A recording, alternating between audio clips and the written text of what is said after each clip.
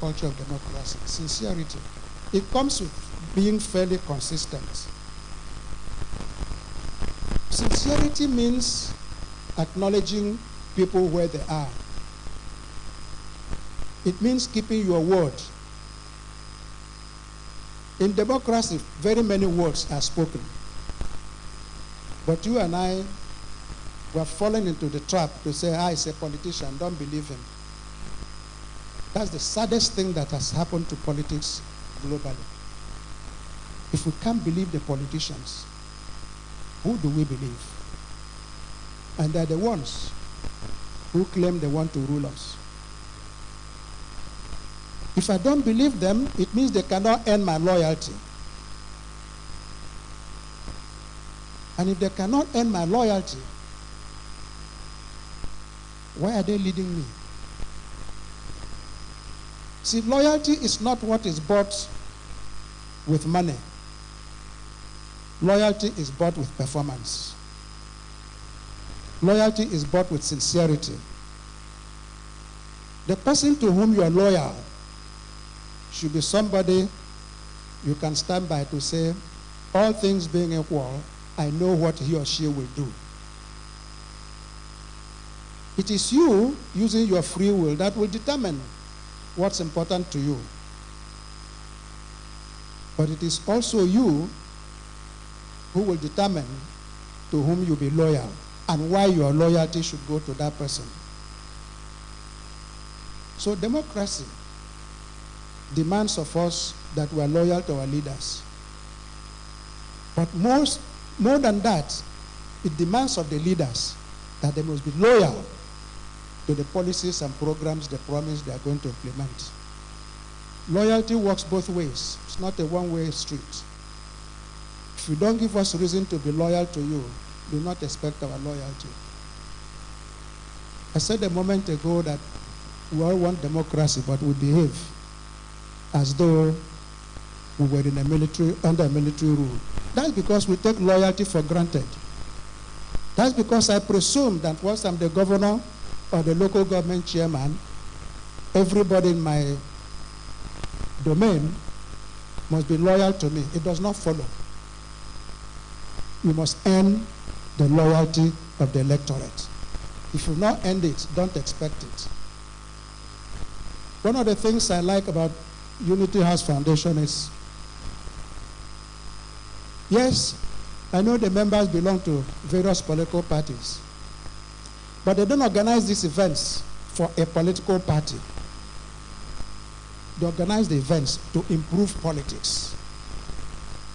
And it is up to the political parties to derive benefit from the events organized by groups such as Unity House. And there are many other groups doing the same. Part of this is the process of building the culture of democracy.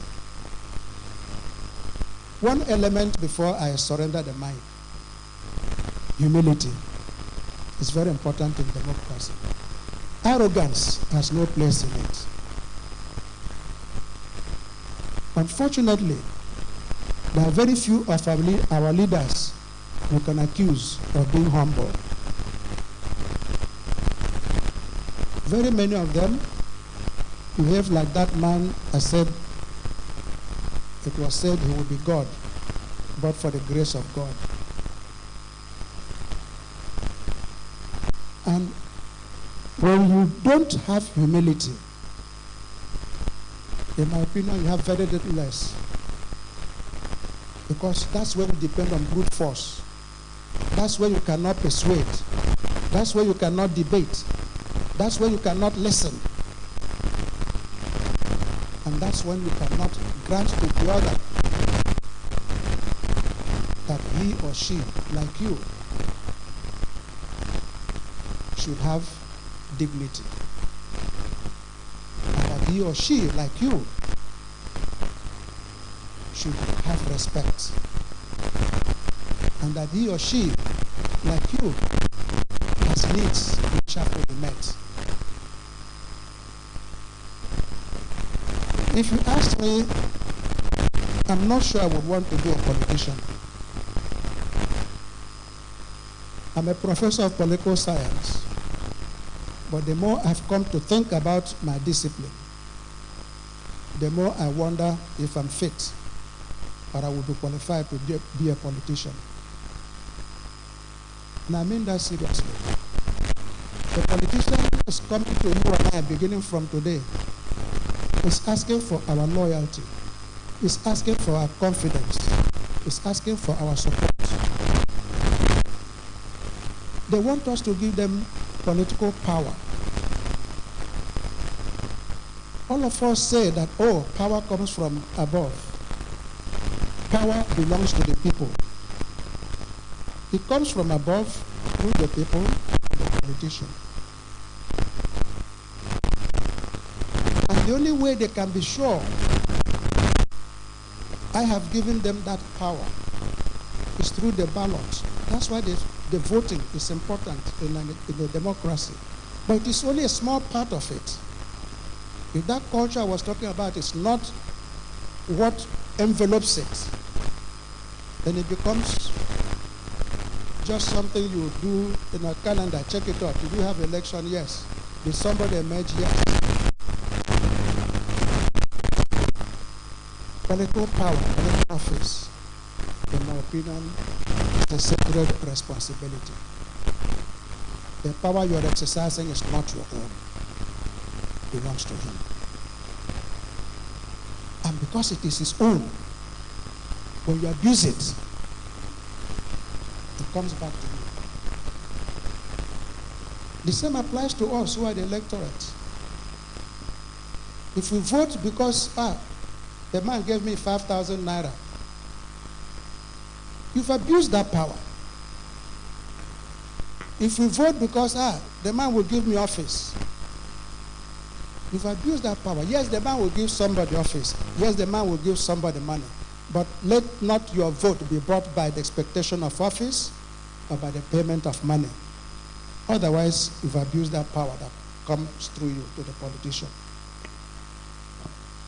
And the man who then takes that power and runs with it, heaven help him if he abuses it, as they have been abusing it. So heaven help all of us. Thank you very much.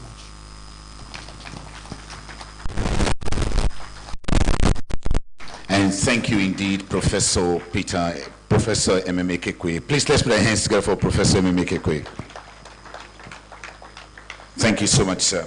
A very important point is raised there. Talking about the culture of democracy, and talk to us about the need to be tolerant. And this is even more important, particularly when we consider what is happening in our own environment. Politicians must be tolerant. And Prof also talks to us that there's a right to listen and be listened to. Consistency. And one important one, which Prof talked about, is the need for debates. We must have debate of ideas. Again, Prof, we want to thank you so much, Professor Ememe Kekwe. Please, let's again put our hands together for him. We cannot but emphasize the importance of this event. Recent happenings in River State has shown that these events like this is necessary, and even more of them necessary. I mean, some couple of days ago, on national TV, we saw our politicians. Not that dancing and singing is wrong, but the tone of the dancing and the wording of the singing, it's very important. Particularly for those of us who are Africans. When you begin to say how many then day, that's a problem. As they paint them, they sweet us. It becomes a problem. You no go agree, stay for your house. It becomes a problem. While we know that even in advanced democracies, we've seen singing and we've seen dancing, but it is done in decorum. But again, Prof has said something very, very important. The role of the electorate. The people get the leader they deserve. So when the electorates are beginning to demand this kind of a thing, then there is a problem in the society itself. But we are hoping that with a forum like this, that will change. Again, I've had arguments with people when we talk about issue-based campaigning. What do we mean by issue-based campaigning? How do we achieve issue-based campaigning? What are these issues that must contain in our campaigning that makes it issue-based? Again, is it all about people coming to tell us fairy tales, things that are obvious? Is that what makes it issue-based campaign? What about the how? And this is important. And this is time that the electorate must begin to interrogate some of these promises, some of the contexts of this campaigning. And this is very important. Again, Prof has said something, that votes will count. And this time around, INEC has assured us that everyone vote will count through the technology they've put in place. And we're believing so. But as we move further, we would get to know how we can demand as electorates for issue-based campaign. Let me just quickly inform the House. There are one or two things we've put in place so that we can make the best of these citizens get together, which is a very interesting one. Right now, we're streaming live on several platforms. This event is being streamed live on several platforms, on several social media, and some media houses are streaming this event live. At a particular time in this event, we'll be going live on one or two radio stations. They'll be airing live what's happening in this place at a particular time of this event. You're expected to have questions. We'll have question and answer segments later on this event, but again, it will be well moderated, so that we don't incur to places we shouldn't incur to or take unnecessary time. The candidates of political parties would also be given an opportunity between 5 and 10 minutes to speak to the lecture that will be delivered. Of course, we know that campaigning, presidential and National Assembly election has been flagged up, but again, this is not a forum for campaigning. This is a forum to speak strictly on the agenda, and the agenda is achieving issue-based campaigning and how the electorate must behave themselves, and of course, the party supporters. We are hoping that we will have a form of commitment amongst the candidate. We are hopeful about that. But again, as we continue with the program, once again, permit me to welcome you.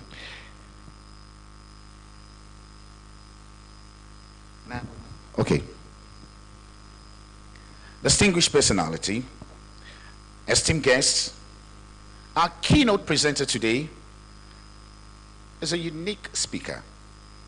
He has a PhD in political science from the University of Ibadan in 1986, where he is a professor of political science. He was appointed Director General of the Nigerian Institute of International Affairs, NIIA, and that was by the President Commander-in-Chief of the Federal Republic of Nigeria in March 2021, and was most recently Vice Chancellor of the Igbinedion University, Okada, a position held for a record of 14 years, and again, when the convener of the Unity House he said he's the longest serving Vice Chancellor, is very correct. Our keynote speaker today was in 2019 Cloud Arcade Chair of Uppsala University and Nordic African Institute, Sweden, and a fellow of the Stellenbosch Institute of Advanced Studies in South Africa. He was in 2017 Van Zlydslabak Professor of Politics and Sociology at the University of Cape Town, and in 2014 he was Emeka Anyago Chair of the Commonwealth Studies at the University of London. His Anyago Chair in Nomination, Second Independence, Federalism, and Decolonization of the State in Africa in April 2014 became the first inaugural lecture by a Nigerian in the history of the University of London, and I think that deserves an applaud. Before taking up an appointment at Okada, he was the leader of the Ford Foundation, funded program on ethnic and federal studies, and director of the Center for Peace and Conflict Studies at the University, at the Department of Political Studies at the University of Transkei, South Africa. He was also a visiting professor and fellow distinguished senior scholar at the Carter Center for Emory University, USA in 1989. Our keynote lecturer today was in the University of Liberia 1989 to 1990. He was in the Nordic African Institute of Uppsala, Sweden, 1994. He was in the University of Oslo, Northern Ireland in 1999 and 2000. Northwestern University, United States from 2002 to 2004. He was at the University of Cambridge, UK in 2003, and a number of universities and research institutions in India from 2005 to 2009. He was in Dartmouth College, USA in 2005, and Yale University, USA in 2009. He was a Rockefeller Reflection on Development Fellow, 1989 to 1990, and was most recently a MacArthur Fellow in 1986. He won, and I want you to listen to this, he won the Best Paper Award at the 8th Annual Conference at the International Association for Conflict Management in Denmark. Our keynote lecturer today also won the Best Article Award in 2004 of the African Politics Conference Group, a coordinate group of the American Political Science Association, African Studies Association, and International Studies Association. The same article won the 2004 Lawrence Dunbar Reddick Memorial Scholarship Award for the best article on Africa, published in the Journal of Third World Studies, and I think that deserves an applause as well.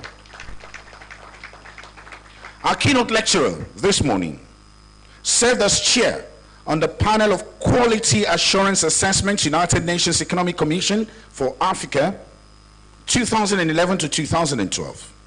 He was chair of the Pan-African Working Group on Building Institutional Effectiveness in Africa, hosted by the Institute of Global Dialogue, South Africa, and Federal Trust Fund in the United Kingdom between 2005 and 2006. He was a United Nations expert on Somalia, 2010 to 2016, and has been a member of the Technical Advisory Panel on Network on Parliaments and Parliamentary Institutions of the African Capacity Building Foundation in Harare, Zimbabwe since 2003. Between 1998 and 2004, our keynote speaker was Africa's representative on the steering committee of the Civil Society and Governance Project based at the IDS of the University of Sussex, United Kingdom. And between 2006 to 2010, he was a member of the Center Advisory Review Group, Development Research Center on Citizens' Participation and Accountability, which was based in the IDS, University of Sussex. He also served at the steering committee of the Consortium for Development Partnership, a success model for North-South intellectual collaboration that involved institutions from North America, Europe, and Africa between 2005 to 2012. The keynote lecturer today is a member of several learned societies and editorial boards. In 2002, he was consultant to the African Development Bank, the country's mission to Zambia, and produced the country's governance profile. Between 2001 and 2003, he was a member of the Presidential Advisory Committee on Political Affairs in Nigeria and a member of the Board of Trustees of the Nigerian Development Forum. He has consulted for several international organizations, including USAID, DFID, UNDP, and the Open Society Initiative for West Africa, or SIWA. He is a founder and chair of the governing board of the Community Relations and Conflict Resolution Center in Ibadan. He has published several extensive articles on governance, state politics, globalization in books and journals, and has attracted over 300 conferences, workshops, and seminars in different parts of Africa and Europe, Asia, and other countries.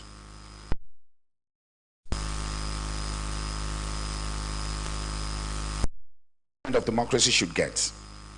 And the title of that particular book, which was published in 1989, is Federal Character and Federalism in Nigeria. Another one, which he edited with Professor Peter Eke, Between State and Civil Society in Africa. Another interesting one is Ethnicity, Class, and State Power in Liberia, 1995. He also wrote a fantastic article titled Crippled Giant, Nigeria Since Independence, 1998. He has researched extensively on conflict in Africa, Insight and Experiences, and that was a published work in 2005. He co-edited a book published by the United Nations University Press, and Federal Solutions to State Failure in Africa, and that was 2020. In addition, he has published well over 150 articles in books and in learned international journals. Distinguished personalities, your esteemed guests, I would like for us to give a standing ovation as we welcome our keynote speaker and guest, Emmanuel Osagie. Thank you so much, sir. You're welcome. Kindly put your hands together for him. This is an international speaker we are having here today. You're welcome, sir. You're welcome.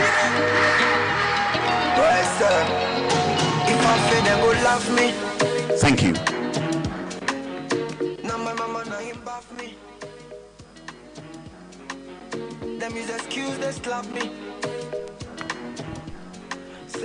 I also call, please permit me to also call another distinguished scholar who will join him to sit on this chair.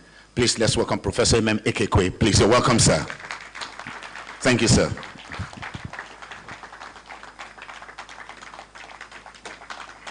Yes, yes, it deserves it. Fantastic. Thank you so much, Prof. Thank you so much, sir. Now when I get alive, appreciate me. Thank you so much.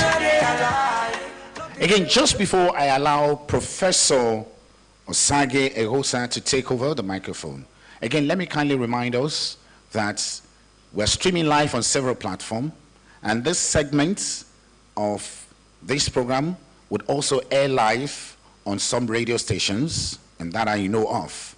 So again, Prof, thank you so much, sir. Over to you.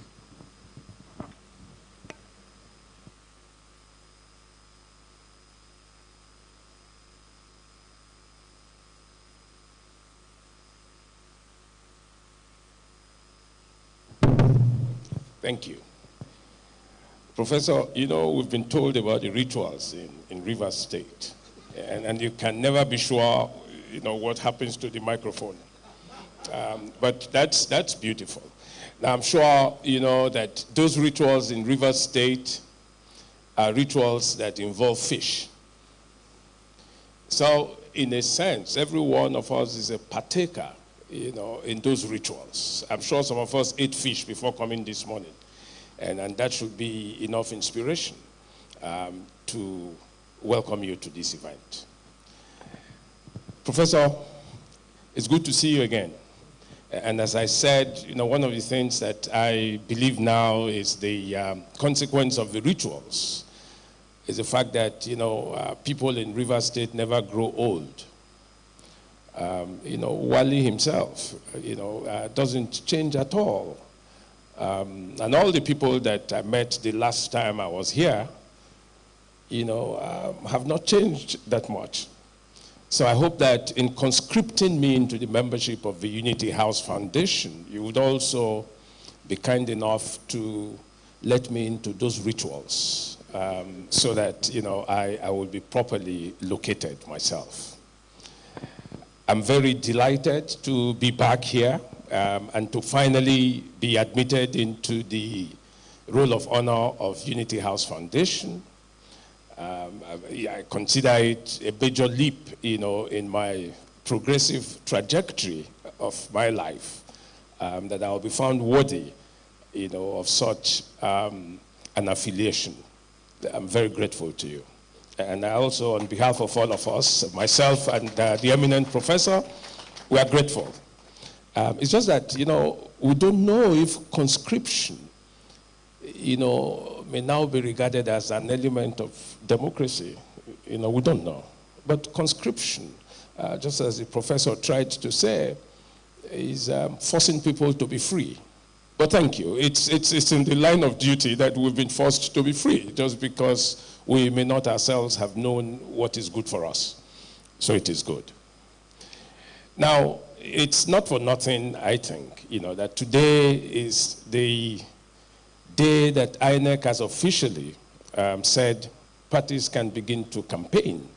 And Unity House Foundation has decided to celebrate this moment to say, why don't citizens get together to look at the kinds of things that should be of concern to us, the kinds of things that we should think about as we move forward to 2023. For many of us, perhaps, not since 1999 have we felt the way we are feeling now, that maybe it is time for citizens to finally rise up and, make themselves count. Because it would be a tragedy if things were allowed to continue the way they have carried on in our country. And we realize it's never too late, that we can make a difference. And I hope and pray, that as you resolve to be part of that difference that we've all looked forward to, you yourself would act, to see that not only your votes, but also the preferences that you have will matter. So the election is coming to us.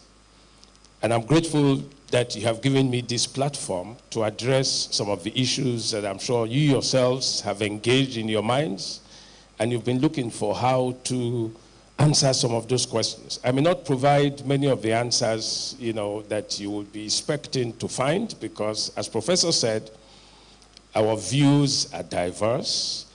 It's part of the toleration, which is a key aspect of our democratic ethos, that you must accept that my views don't necessarily have to be your views, just as I am ready to accept that your views are legitimate and therefore need to be canvassed the way you like to canvass them. Only that when we canvass these votes, we should do so plain according to the rules.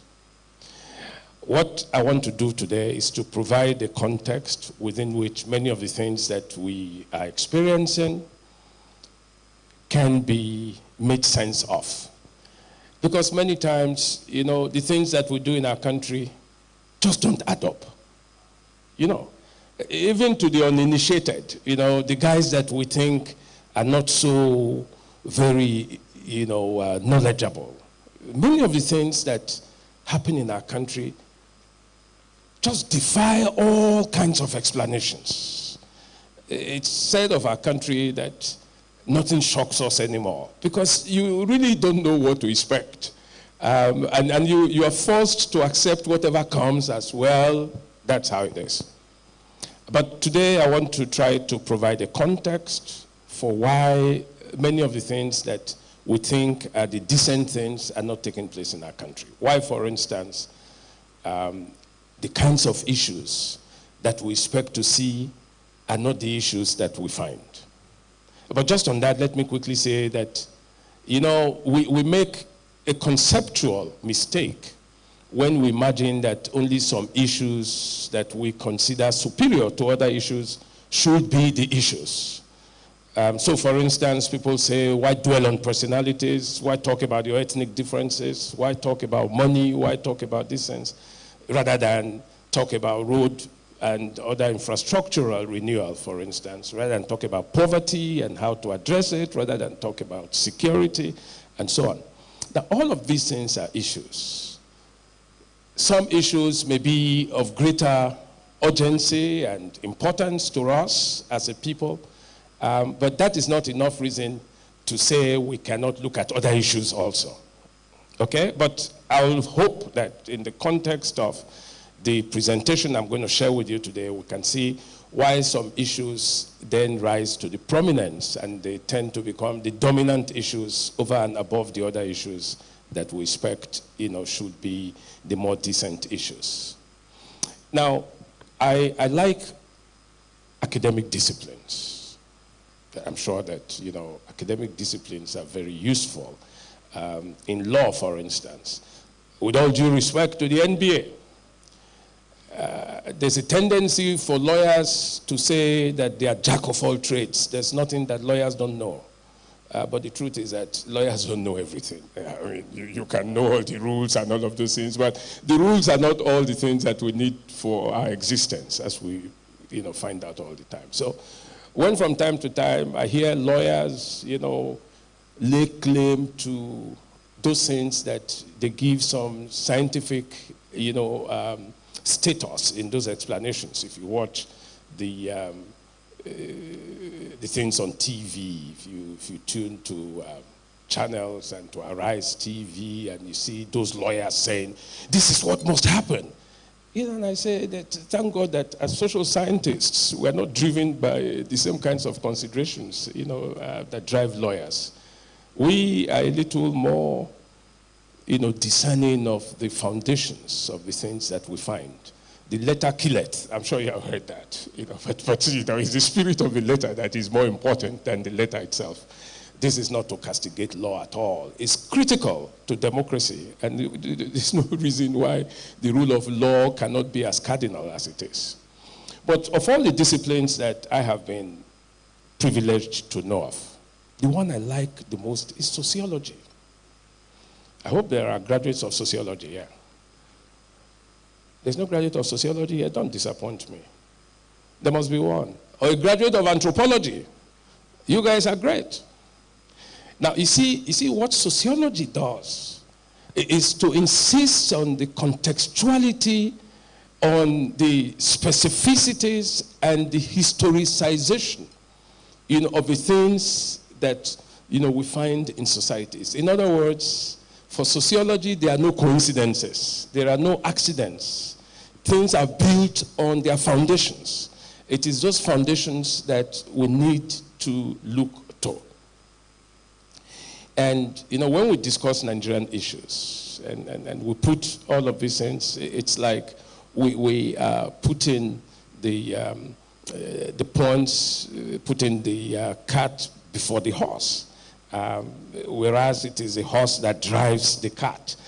So sociology would say, why don't we, look at the foundations of these things so we can begin to make sense of them? Just a little illustration.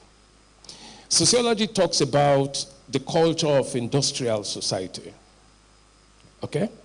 In other words, that you cannot industrialize without at the same time having a foundation, a cultural foundation for industrialization. So there is a concomitant culture that goes along with industrialization.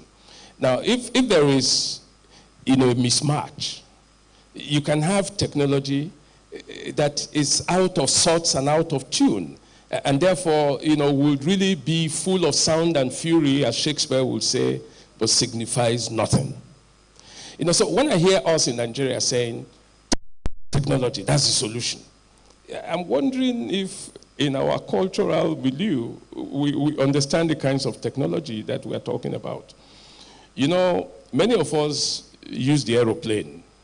I flew in yesterday at the risk of, every person's life, because we were told one engine is starting, the other engine is not starting, and we should give them time to fix it. And we all had to disembark. Now, in my mind, I was saying, I wish I was in an industrialized society. I was part of that culture.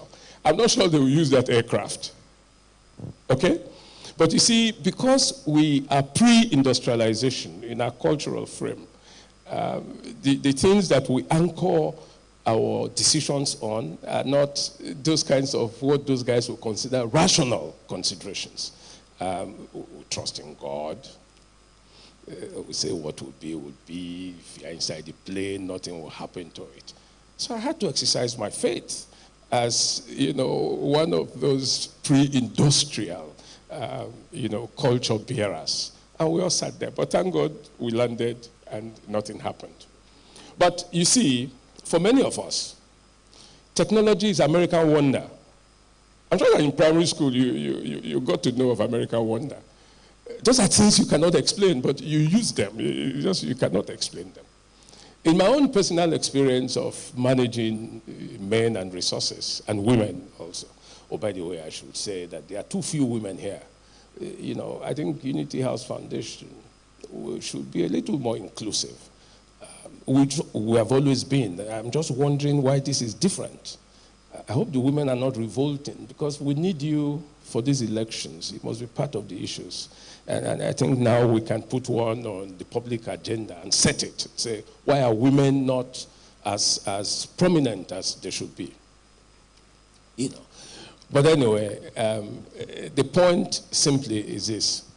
In my experience, I have seen people abuse the computer. You know the computer, which has been developed and has helped all of us do unbelievable things.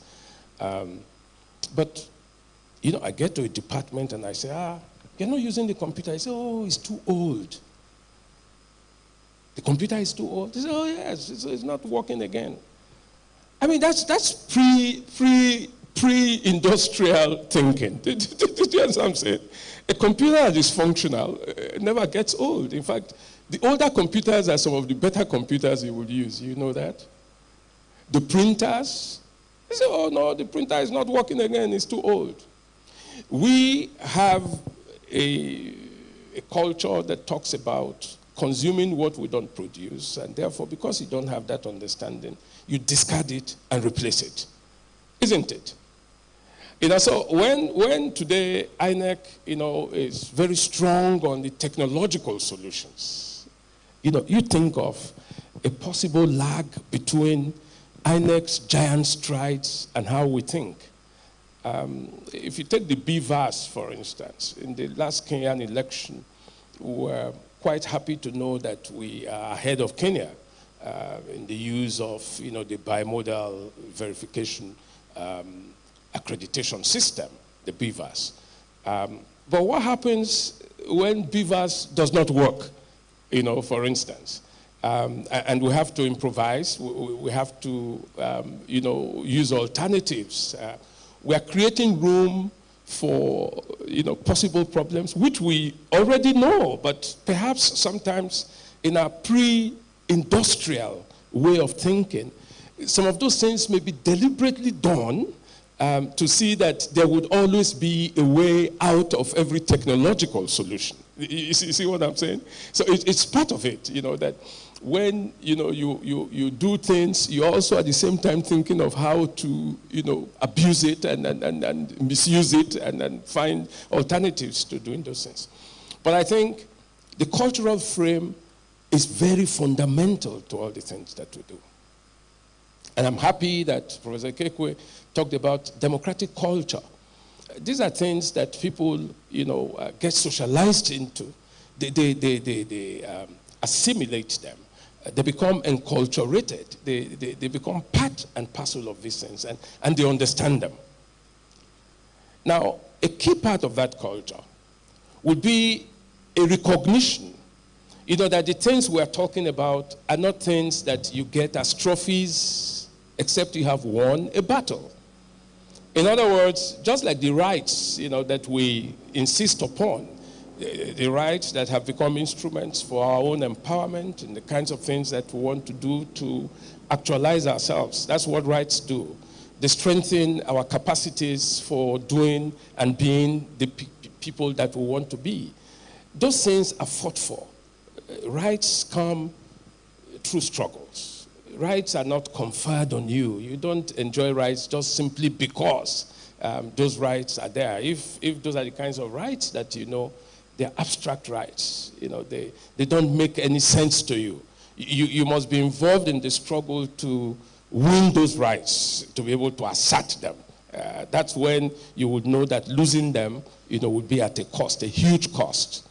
So it is with the kinds of battles that we're having with our electoral process. We must know that the kinds of things that we're talking about would entail struggles. And we've been struggling, since democracy came. We may not be assured of victory ultimately, but the more we struggle and put ourselves in the midst of the struggles, the more likely we are to succeed. And what would that mean? It would mean that issues of accountability would no longer be academic issues. That people who we vote for and elect will be held to account, by all of us.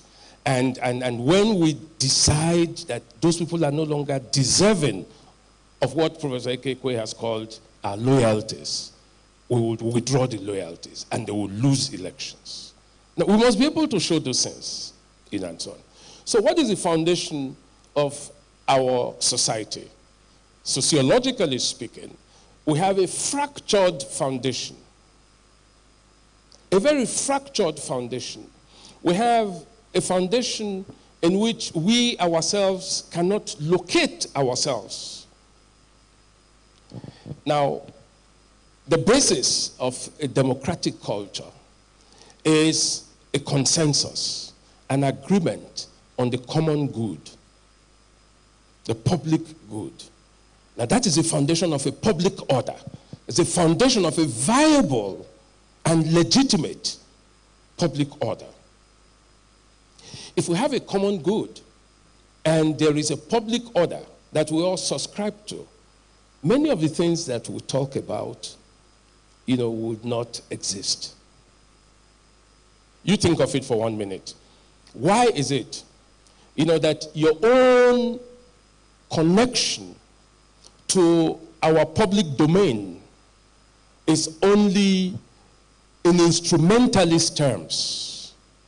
What you can get from the system, not what you can give to the system. I'm sure you understand what I'm saying. That is why even something that is as dear and fundamental to your own existence, like your franchise, becomes a commodity. Because, franchise is your own mode of production. It's your accumulation instrument, no more, no less. Because you know that in this system, everyone relates to everyone else on the basis of what everyone can get. So it's an opportunistic system. It's a system that we have all come to accept, politician and non-politician alike. That money can do everything. And because, the emphasis is on what I can get from the system, it's so easy to turn everything, into what the things were not meant for. Okay? That's why the issues don't matter. The issues will not matter. One governor said to me, he said, "What do the people want?" Because I said to him, "You see, Your Excellency, I can see walking through the streets of this state, the guys are unhappy. You call like this town meeting, people look at the faces that they are wearing, they are unhappy." And he says, "What do they want?" So I say, "Have you asked them?" No. It doesn't occur to him to ask them because in his arrogance, which Professor talked about, he knows what they want. It's not, the people don't know. They are people to be led by the nose. They don't know anything. So you decide what is good for them and you go ahead and do it, irrespective of what they think. But, the people cannot be taken for granted. You can almost say, not in Nigeria, not a local government, not a state without us. And yet, that's what happens. But all of this is because we have a fractured foundation. A very fractured foundation, where it becomes easy for those who are higher than us in social status and in political status, those we call the elites, can then mobilize to divide us, and those divisions become the key issues, that we find ourselves dwelling on all the time. And that is diversionary for very obvious reasons. In a manner of Marxian speaking, this is the stuff of which false consciousness is made. So we dwell on the shadows and we leave the real substance of the issues. But I've also been told that, this is a deliberate ploy. Some sociologists wrote one book entitled Africa Works. It's the use of disorderliness as an instrument of governance. Disorderliness as an instrument of governance. Why would ASU be on strike for so long? You think, it's by accident? It is not, because if ASUU is not on strike and the universities are open, many of the things that are going on cannot happen. Why do we have, very little to do with reducing crime waves? It is because those crimes will divert attention.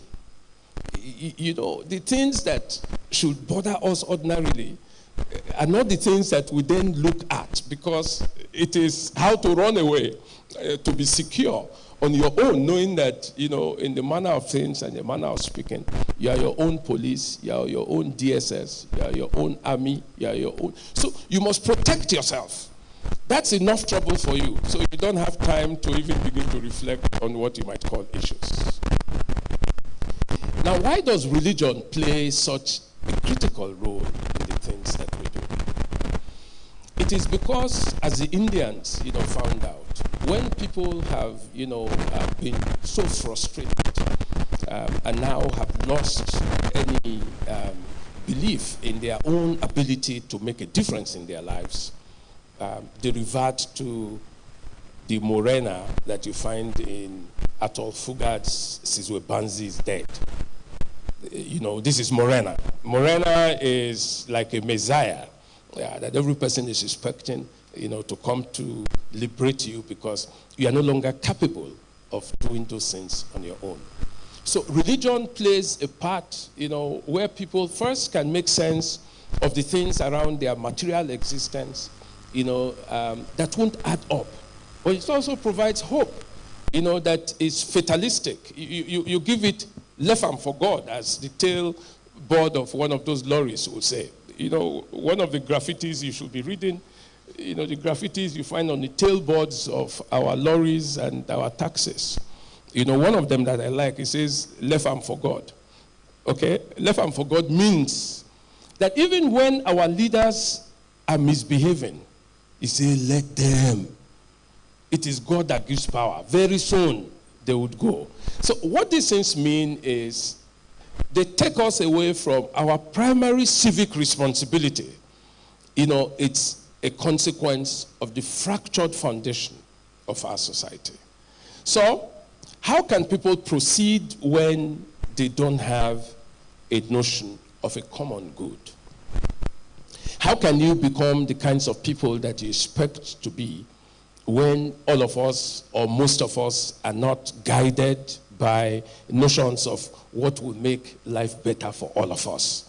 Rather, we are guided by how I can escape, albeit momentarily, from this whole damage that is done to all of us, by selling my vote, by ensuring that my friend or brother becomes, a senator or becomes a commissioner, and so on. Why do people celebrate when political appointments are made? You haven't seen it. They go to church, in Thanksgiving, and people who they have not known for a long time will begin to send them congratulatory messages, because in that fractured foundation, you are simply saying, our time has come.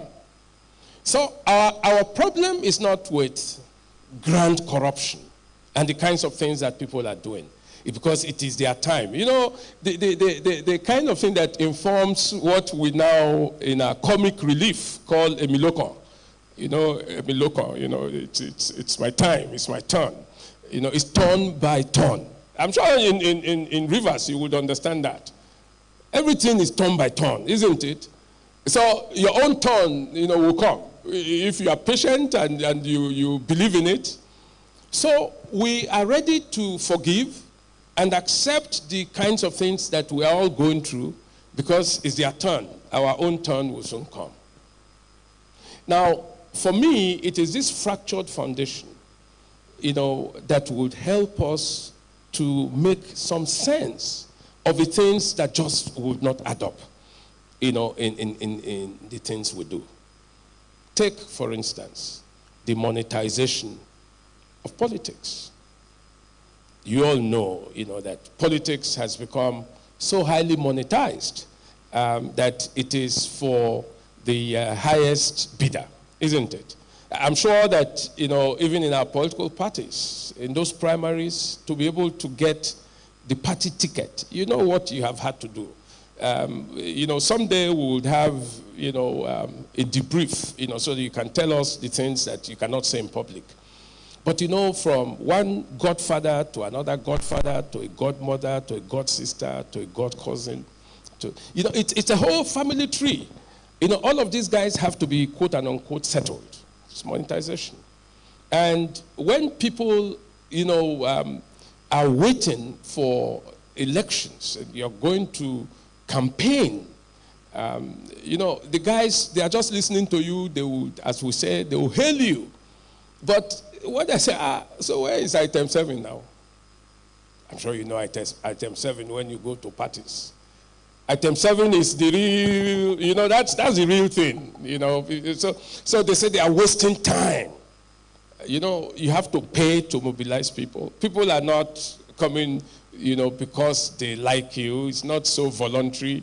Even when you have a 1 million-man march, those guys have to be paid something. Now, that something is their own part of the national cake. Don't you see? Whether, you belong to this party or not, you still expect that something, So that's something. It's your own social contract with the people. And the guys understand, if you're such a commodity to be paid like that, when they have gotten into office, the retort, but we have settled you, isn't it? And indeed, they have settled you because they have bought you, and so on. But politics has been so highly monetized, that INEC itself has been disturbed. We are told, for instance, that in 2019, none of the major parties complied with the limits, of spending, campaign spending, in 2019. They all exceeded those campaign funds. Because, it's also an outlet for money laundering. I hope you know. Illicit funds go into campaigns. And, people have so much money, unexplained wealth, that when they spend this money, it's as if there won't be tomorrow. Sometimes these things are encouraged by the parties themselves. The last primaries, we saw some parties asking for millions of naira to be able to secure the party ticket and so on. Now that excludes people that are not part of the money bags from the political process. Certainly, if you don't have money, you cannot aspire, to get a party ticket. Now, so what do we do with monetization? We have seen in other climes, we are told, that people will take your money and still not vote for you. That is already beginning to happen in our country, one hopes. Because people now also have adjusted themselves to the emerging political culture. The one that says, it's my right anyway, to get something from the process. But it doesn't mean that I would vote, according to that one.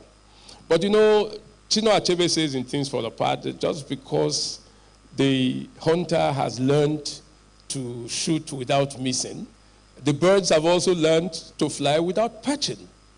I was a returning officer for an election once, and I found that most people who were voting had a way of raising their ballot papers.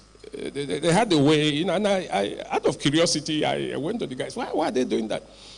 They say there are people around who know how to look at that thing and see that the money we paid you has been used for that purpose. In other words, when they say vote for party A and they gave you money for party A, they are able to see that you actually marked A. Okay? So our politicians are getting smarter by the day.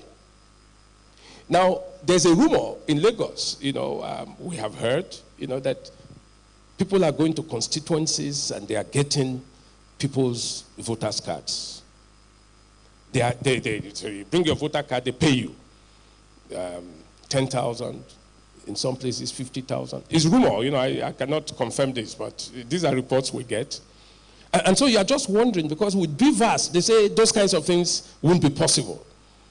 Perhaps, they have found devious ways of circumventing BVAS, we don't know. That's one.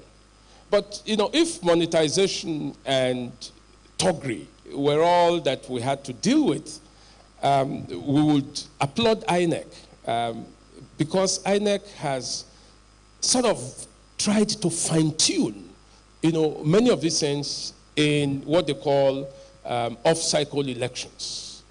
You will find that INEC gets extremely overwhelmed when we have national elections in all of the 36 states of the country. But the off-cycle elections, meaning elections that are staggered and take place in between general elections, have witnessed some higher performance on the part of INEC. So, for instance, in Edo State in 2020, in Ekiti State, in Osun State, those out-of-season elections, have allowed INEC to perform experiments, to perfect some of the things that they are doing, and so on. That's how BVAS, has been tried and tested. How the transmission of results, that's been a major bottleneck. How do you transmit elections? In Edo State elections in 2020, for instance, I'm sure you know of YAGA. YAGA is the civil society organization that was behind the Not Too Young to Run Act, which is now a law in our country. YAGA had, together with other stakeholders in civil society, a situation room, where 24 hours and down to when INEC was ready with the results, because of the electronic transmission of results, YAGA and the other members of the situation room had published, what they called unofficial results. But then they said, if the eventual results deviate so much, given the degrees of freedom from these results that they have, then something has gone wrong with the elections. How were they able to get this? Because of the electronic transmission of results, which was, a transparent process, more or less. And they all sat there, and the results were transmitted, and they were seeing them. Now, that's a marked contrast to what we had in Edo State 4 years earlier. Now, on that occasion, the results, were coming manually, and, ballot snatching. Those things were the order of the day.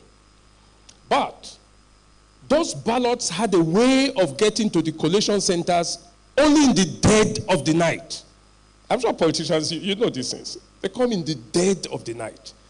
And on that particular day, at 2 a.m., state government officials stormed the collation center. And there was confusion everywhere, and the lights went out. And when they started to shoot, people ran helter-skelter for their lives. Who was interested in what was, in that moment, things happened, and the results eventually were as those who were incumbent wanted the results to be.